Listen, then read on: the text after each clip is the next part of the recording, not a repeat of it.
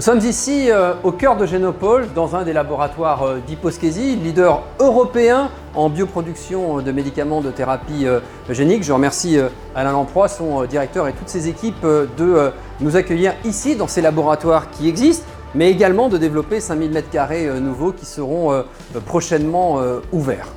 Ici à Génopole, vous le savez, l'année 2022 a été une année de réorganisation, de réorientation avec l'arrivée tout à la fois de Gilles Tristram à la tête du GIP et puis de David Baudet à la tête de la SEM, ce qui nous permet pour cette année 2023 de nous orienter avec tout à la fois une redéfinition de notre modèle, de nos objectifs scientifiques avec l'ensemble de nos partenaires, d'abord les centres de recherche, le CNRS, l'INSERM, le CEA, avec l'ensemble de nos partenaires, la FMG Neton, les universités Évry et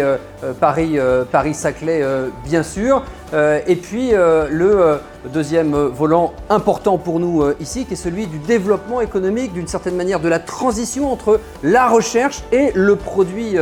fini, avec des axes de bioproduction puisque nous sommes un site de bioproduction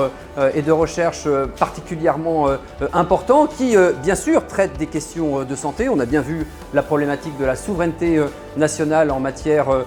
de santé à l'occasion de la crise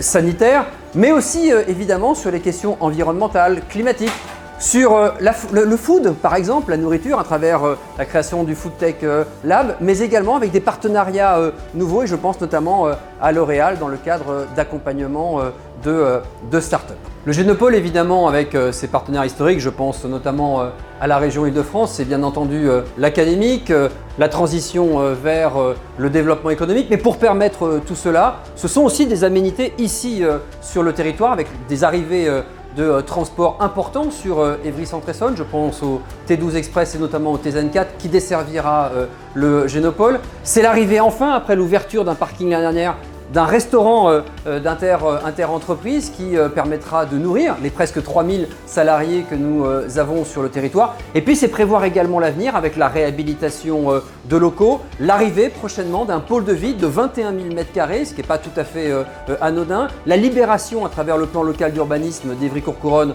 de près de 4,5 hectares du côté du quartier du Bois Sauvage et l'arrivée enfin, nous en rêvions depuis une vingtaine d'années, d'un hôtel étiqueté Marriott pour finir la création de ce campus général. Je voudrais donc collectivement nous souhaiter une bonne année. On sait que les temps sont difficiles, mais c'est aussi dans les temps difficiles qu'on est les plus créatifs, que nous sommes les plus inventeurs. Donc merci à toutes et tous nos partenaires privés, publics, d'être ensemble dans cette formidable aventure qui nous permet d'inventer le monde de demain. Bonne année à notre Génopole, bonne année à vous toutes et tous et merci.